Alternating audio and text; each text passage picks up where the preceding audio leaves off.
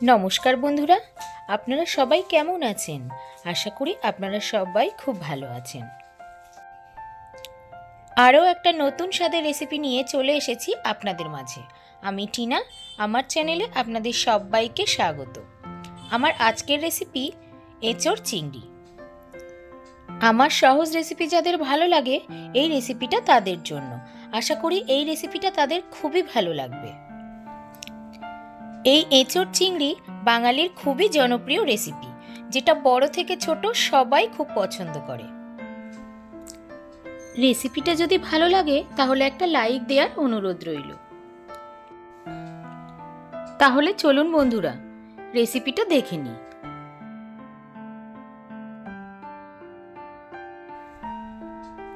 এই এঁচোড়টা 1.5 কেজি ওজনের।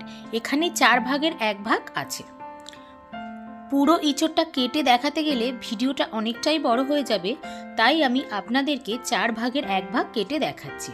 আপনারা বাজার থেকে ইজিলি কেটে আনতে পারেন, কিন্তু যারা নতুন রান্না শিখছো আমি তাদের জন্যই কেটে দেখাচ্ছি। এখানে আমি 4 ভাগের 1 ভাগ কেটে দেখাচ্ছি।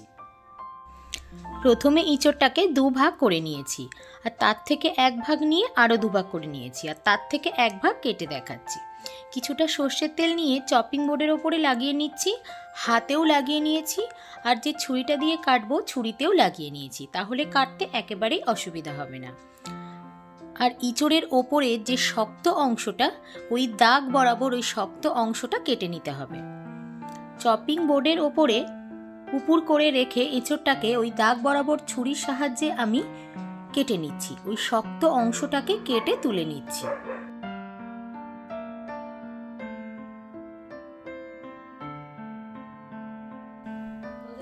ওপরের দাগ বরাবর শক্ত অংশটা কেটে তুলে নিয়েছি।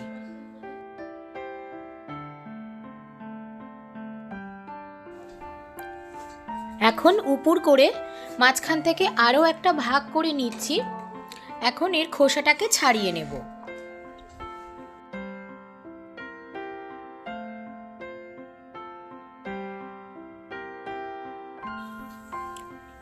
এখন চপিং বোর্ডের ওপরে এঁচোড়টাকে সোজা করে রেখে ওর স্কিনগুলোকে ছাড়িয়ে নেব।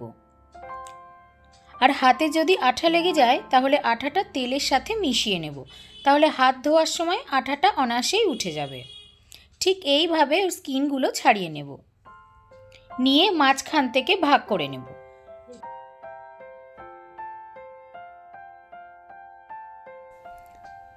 এখন এঁচোড়টাকে পিস পিস করে কেটে নেব। এঁচোড়ের পিসগুলো খুব বড়ও না আবার খুব ছোটও না, মিডিয়াম সাইজের পিস করে কেটে নেব। এঁচোড়টা অনেকটাই কচি ছিল, তাই এঁচোড়ের দানাগুলো আমি একটাও ফেলে দিইনি, দানাগুলোকে রেখে দিয়েছি। বাকি এঁচোড়গুলোকেও এইভাবে আমি মিডিয়াম সাইজের পিস করে কেটে নিচ্ছি। আমার সবগুলো কাটা হয়ে গেছে। এখন একটা বোলের মধ্যে কিছু পরিমাণ জল দিয়ে তার মধ্যে এঁচোড়ের পিসগুলোকে দিয়ে দিচ্ছি, যাতে এঁচোড়টা কালো হয়ে না যায়। এখানে কিছুক্ষণ আমি ভিজিয়ে রাখছি। আরও একটা বোলের মধ্যে 2টো মিডিয়াম সাইজের আলু কিউব করে কেটে নিয়েছি। কেটে জলের মধ্যে ভিজিয়ে রেখেছি আলুগুলো যাতে লাল না হয়ে যায়। এখানে 200 গ্রাম চিংড়ি মাছ আছে। আমি আজকে আপনাদেরকে একটা চিংড়ি মাছ কেটে দেখিয়ে দিচ্ছি। প্রথমে মাথার দিকটা চাপ দিয়ে কেটে নিচ্ছি, তারপর লেজের দিকটাতে জোরে চাপ দিয়ে পিছনের অংশটা কেটে নিচ্ছি, ঠিক এইভাবে। এবার চিংড়ি মাছের পিঠের দিকটা ছুরি দিয়ে কিছুটা অংশ কেটে নিচ্ছি।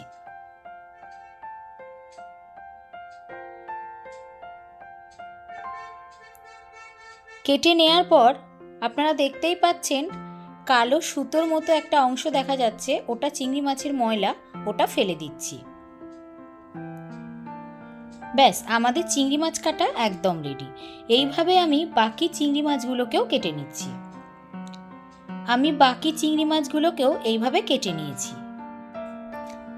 এখন গ্যাসে একটা পাত্র বসিয়ে ঠিক এই কাপের মেজারমেন্ট করে 3 কাপ জল নিয়ে নিচ্ছি।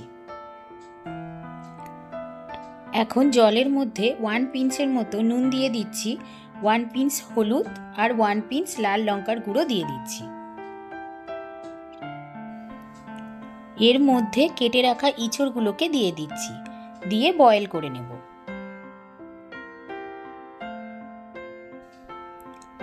এঁচড়গুলোকে 40%-এর বেশি বয়েল করার দরকার নেই। এঁচড়গুলো আমি মিডিয়াম ফ্লেমে 15 মিনিট রেখে দিয়েছিলাম, এখন 40% বয়েল হয়ে গেছে। এখন আমি একটা বোলের মধ্যে তুলে নিচ্ছি।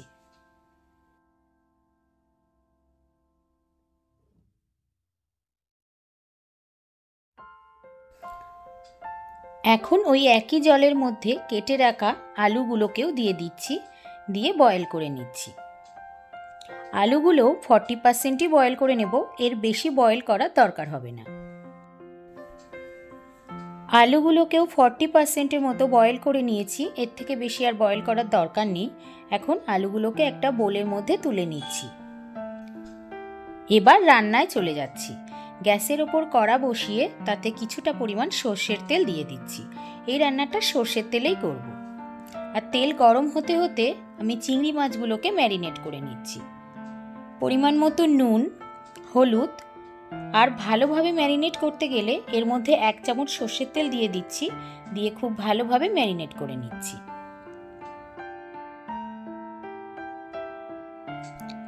এদিকে কড়াইতে তেল গরম হয়ে গেছে। এখন ম্যারিনেট করে রাখা চিংড়ি মাছগুলো ভেজে নেব। আর মাছগুলো ভাজার সময় গ্যাসের ফ্লেম হাইতে রাখবো। আর চিংড়ি মাছ 10 থেকে 15 সেকেন্ডের বেশি ভাজার দরকার নেই, তার মধ্যেই তুলে নিতে হবে, না হলে মাছগুলো শক্ত হয়ে যাবে। চিংড়ি মাছগুলো ভাজা হয়ে গেছে, এখন একটা বোলের মধ্যে তুলে নিচ্ছি। ওই তেলের মধ্যে আরও কিছুটা তেল অ্যাড করে দিয়েছি, দিয়ে বয়েল করে রাখা আলুগুলো লাল করে ভেজে নেব।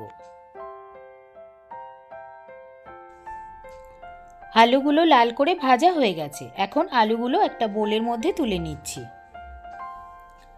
আর ওই তেলের মধ্যে বয়েল করে রাখা ইঁচড়গুলোকেও দিয়ে দিচ্ছি, দিয়ে লাল করে ভেজে নেব।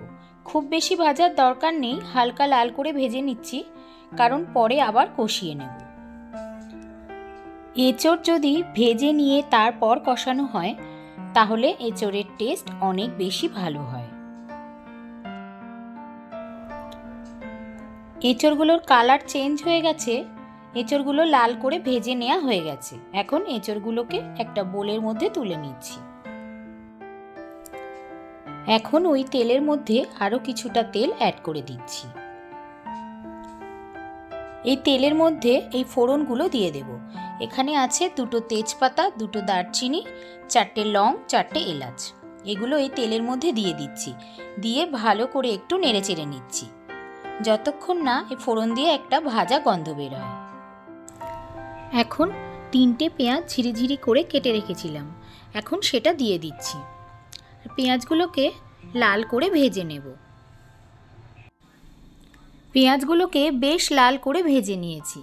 এখন 1.5 থেকে 2 ইঞ্চি আদা, 5টা কাঁচা লঙ্কা, 12 থেকে 14টা রসুনের কোয়া বেটে নিয়েছি। এখন সেটা তেলের মধ্যে দিয়ে দিচ্ছি, দিয়ে ভালো করে মিশিয়ে নিচ্ছি। মশলাটা আমি ততক্ষণ কষাতে থাকবো যতক্ষণ না মশলার কাঁচা গন্ধটা চলে যায়। আর মশলার বাটিটা ধুয়ে অল্প জল দিয়ে দিচ্ছি, দিয়ে ভালোভাবে মশলাগুলোকে কষিয়ে নিচ্ছি। একটু জল দিয়ে কষিয়ে নিলে মশলাটা ভালোভাবে কষিয়ে নেওয়া যায়। 3টে কাঁচা লঙ্কা স্লাইস করে কেটে রেখেছিলাম, সেগুলো এর মধ্যে দিয়ে দিচ্ছি, দিয়ে একসাথে খুব ভালোভাবে কষিয়ে নিচ্ছি।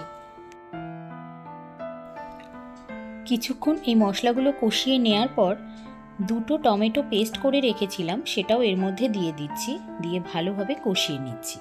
এই মশলাগুলো ততক্ষণ কষিয়ে নেব যতক্ষণ না এই মশলা দিয়ে কাঁচা গন্ধ চলে যায়। এখন এর মধ্যে দিয়ে দিচ্ছি পরিমাণ মতো নুন, হলুদ, 1.5 টিস্পুন লাল লঙ্কার গুঁড়ো, 1.5 টিস্পুন জিরের গুঁড়ো, 1 টিস্পুন ধনের গুঁড়ো দিয়ে এই মশলাগুলো খুব ভালোভাবে মিশিয়ে নিচ্ছি। এই মশলাগুলো আমি ততক্ষণই কষাতে থাকবো যতক্ষণ না এই মশলা দিয়ে তেল সেপারেট হতে শুরু করে।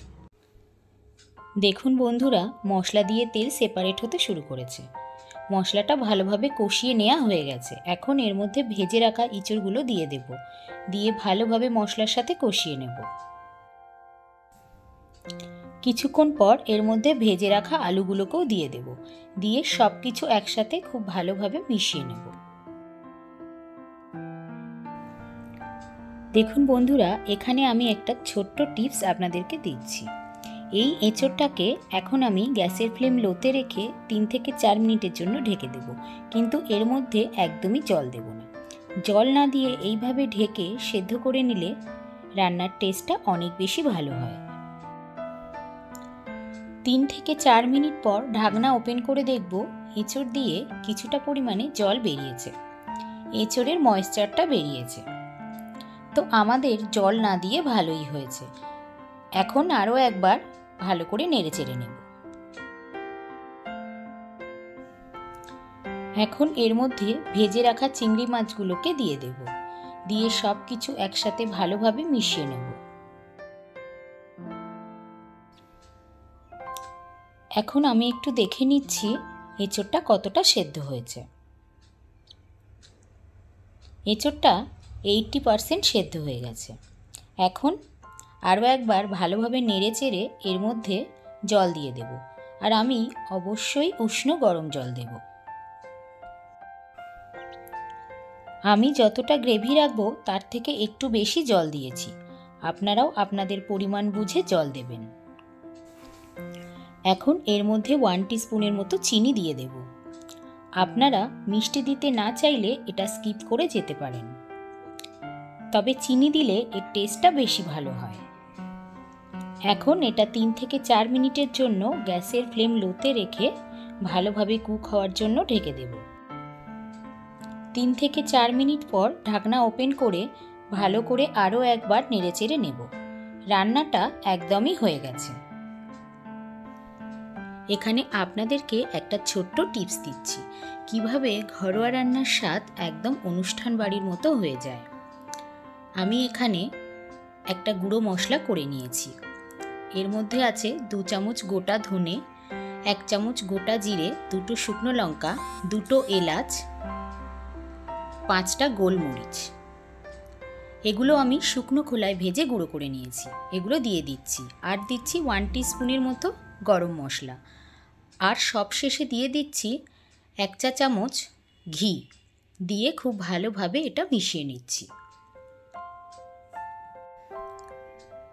খুব সহজেই তৈরি হয়ে গেল ঘরোয়া রান্নার টেস্ট একদম অনুষ্ঠান বাড়ির মতো। গরম গরম ভাত, রুটি, পরোটা সব কিছুর সাথেই সার্ভ করার জন্য। এখন আমি গ্যাসের ফ্লেমটা অফ করে দেব, আর 2 থেকে 3 মিনিট স্ট্যান্ডিং পয়েন্টে এটা ঢেকে রাখব। তারপরে একটা প্লেট আউট করে নেব। ভিডিওটা এতক্ষণ ধৈর্য ধরে দেখার জন্য নতুন বন্ধু পুরনো বন্ধুকে অনেক অনেক ধন্যবাদ।